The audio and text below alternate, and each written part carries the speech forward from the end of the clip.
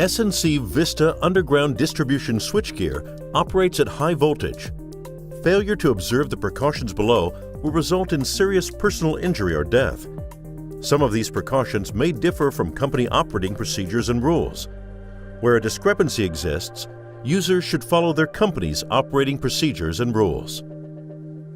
This video is intended to be used in conjunction with written instructions 681-530 and 695-535. Vista and Vista SD underground distribution switchgear furnished with fault interrupter ways includes a unique microprocessor-based overcurrent control that detects faults and initiates operation of the resettable fault interrupters. The software is easy to use and allows you to program the control using your personal computer via an easily connected USB port. In this video, we'll show you how to connect a PC to the control, give an overview of the software, and everything you need to do on the control before energizing the switchgear. Before heading out to the switchgear, let's make sure the PC is ready to go. We'll need Microsoft Windows and administrative privileges. First, we need to download and install a Vista Overcurrent Control USB driver. Navigate to snc.com/VistaOCC. There are two versions of the driver, one for Windows 10 and one for earlier versions of Windows. We'll use a Windows 10 version, but the other will install the same way. Let's move the file from the Downloads folder to the desktop. We need to unzip the folder inside. We can right-click and choose Unzip. You may get asked for passwords here. I'm logged in as an administrator. Now this setup.bat file needs to be run from a command prompt in order to install the driver. So we'll open a command prompt by using the Start menu. We'll search for cmd.exe. Right-click and choose Run as Administrator. Now we need to change the directory to the folder that has the setup file inside. We can do that by typing cd/ and typing the path to the folder. We can also copy and paste this information from the file browser. Let's simply copy the path up to user in my case. Your path might be different, but the important thing is to leave off the C prompt. Control C to copy, then go back to command prompt, type cd/ and paste. We've navigated to the folder. Then we can type setup.bat and follow the prompts.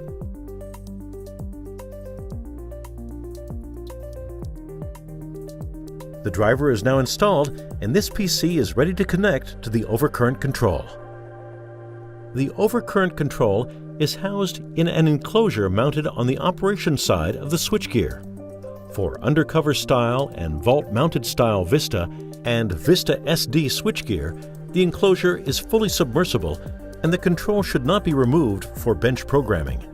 For pad-mounted and dry vault style Vistas, the overcurrent control's electronics module is removable for bench programming. The written instructions give a lot more information on removing the control from the enclosure. Here's the USB port on the control. Just take the cap off and plug in a common USB-A type cable.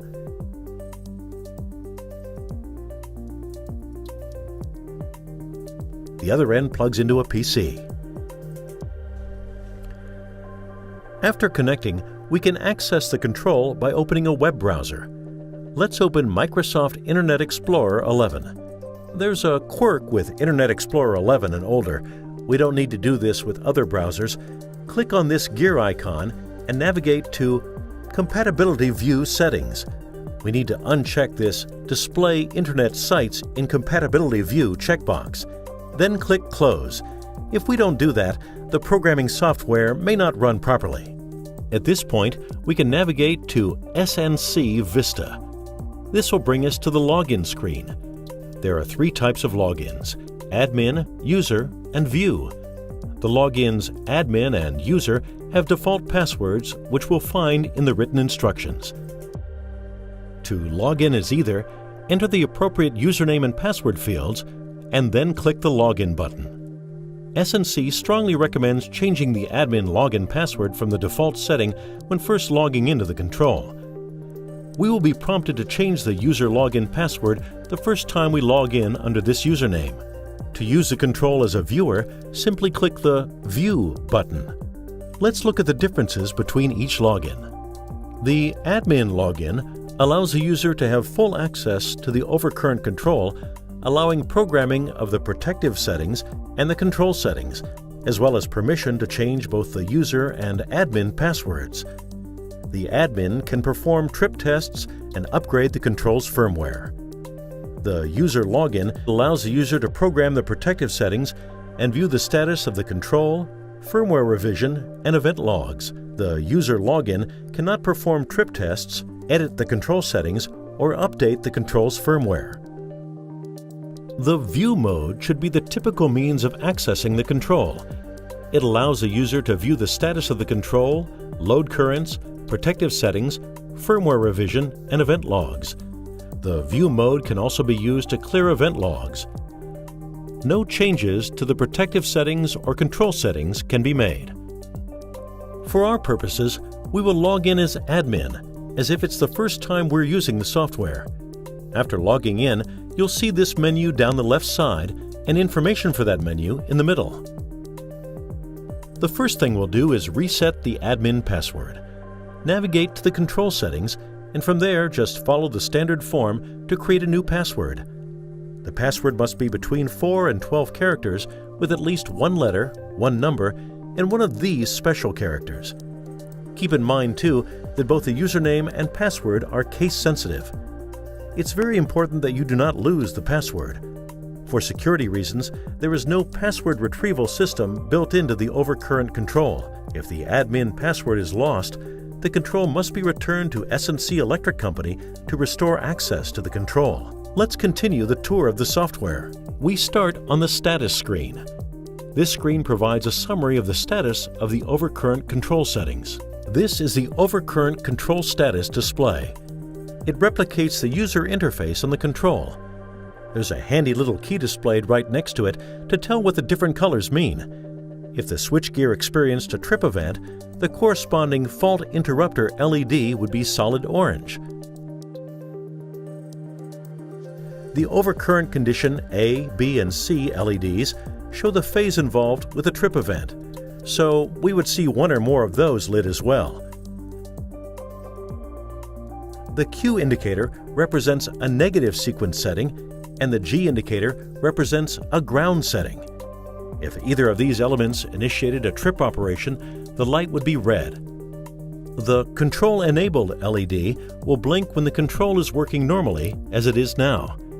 If the Control-enabled LED is solid green, the control has an error and may not perform properly. Contact S&C for support. See the written instructions for a more complete explanation of the different statuses. To clear the overcurrent condition indicators after an overcurrent event, click and hold the Reset button until all LEDs show a solid color. The Load Current menu shows a snapshot of the load current going through the two interrupting ways or through ground. It can be refreshed by clicking the Reset button. Below the load current, we can view control settings. These settings cannot be edited from here. If we were logged in as viewer, this is where we would go to check the settings. We'll show you how to program these settings later in the video. And at the bottom we find the About section, which lists the login we're using, the controller name, MAC address, the bootloader and firmware version. That's the status screen. Below the Status tab, we have controls for each interrupter. The interrupter IDs are programmed at the factory to match the way designation of the switchgear. So here we have Way 3 and Way 4. We can rename these however we want as well. If you are in admin or user mode, you can program the protective settings from here. You can see all the different fields you can set. There's a lot of information in the written instructions on all of these attributes. You should be very familiar with that document before you try and program the device. All ways are set at 200E as factory default protective settings. I'll show you some basics of programming in a bit, but first let's move on to the Control Settings tab. Again, you can change the user and admin passwords from here. Below that, you can change the name of the interrupters. they will display with the new names on the left menu bar, the status screen, and event logs. The Global Settings menu is next.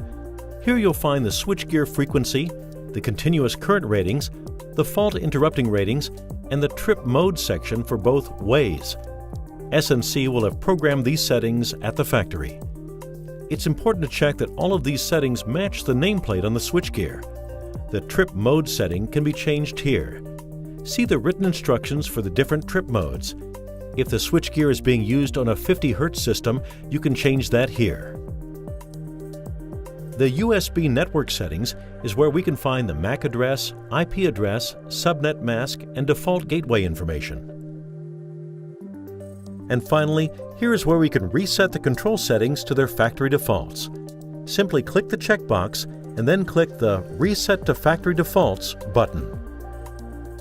Notice, S&C programs the global settings at the factory.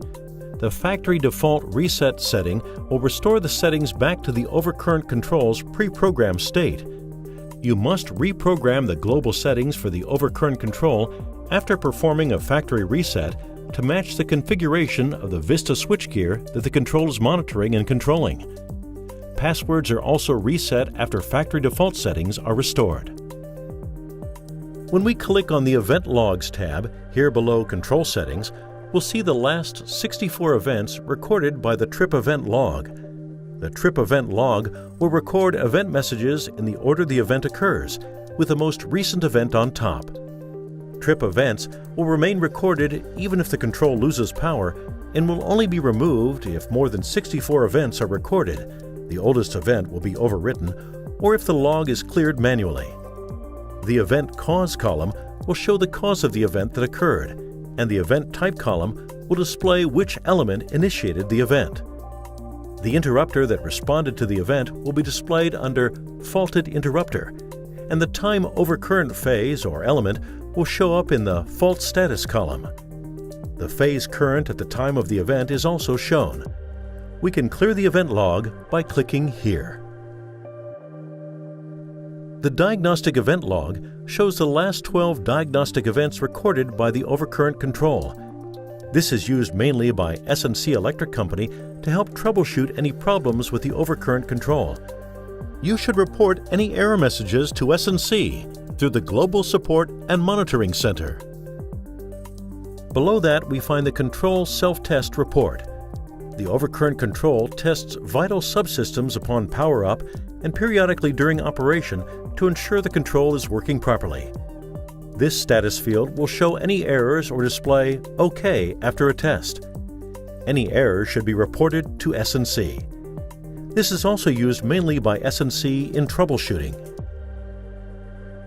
Trip tests can only be performed under the admin login. Note that test tripping the overcurrent control will open the fault interrupter and may cause unplanned loss of load. See the written instructions before performing a test. Finally, we have the last tab, Firmware Update. If directed by S&C to update the firmware, here is where you would upload the new firmware file. Now that we've been through a general overview, let's take a look at how programming the fault interrupters works. Let's click on the Way 3. There is a lot more detail on all the attributes in the written instructions, so I'm not going to go through everything, but let's look at a few different programming scenarios. Way 3 is configured for 3-pole trip, 3-pole lockout. The overcurrent control has 4 TCC or curve families: IEC, IEEE, Vista Coordination, and Vista Speed. We select which family we want to use here with the drop-down. Let's start by looking at the 2 Vista families. Vista Speed emulates common fuse curves like E, K, and T. Vista Coordination includes proprietary Vista Tap and Main curves. This is for a 3-phase fault interrupter. Note that all phases are programmed under Phase B. Phases A and C are grayed out and are not editable. We're currently on Vista Coordination, and we can see which attributes are editable. They will be white, like inverse segment. The attributes that we cannot edit are gray, like time multiplier. If we select a different family, it will make the appropriate attributes editable. If we use the IEEE or IEC curves, the minimum trip current, time multiplier, and time adder are available to edit. Available ranges and set points are shown in the written instructions. If we want to add a low current cutoff, we first have to enable the setting, and then we can enter a value. This setting is available with all curve families.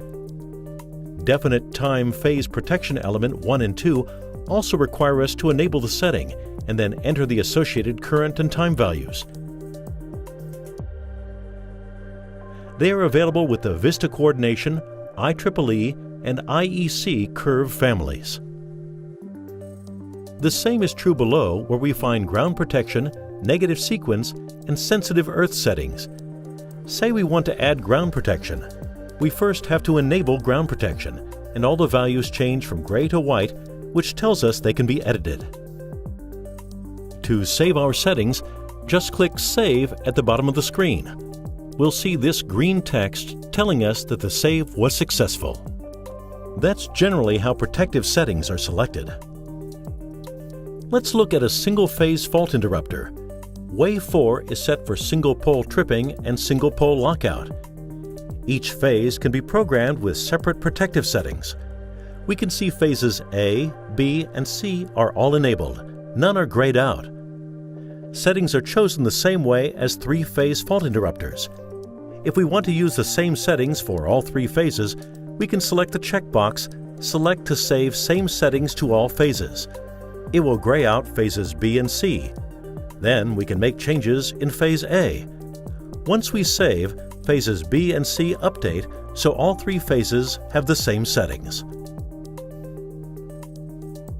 However, settings for ground, negative sequence, or sensitive earth settings are not available with this trip mode.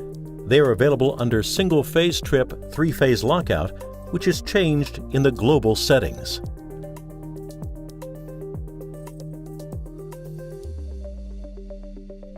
For a fault interrupter configured for single-phase tripping, three-phase lockout, settings will be selected in the same manner as for three-phase fault interrupters, except settings are selected under phase A. Now let's say there's an invalid setting.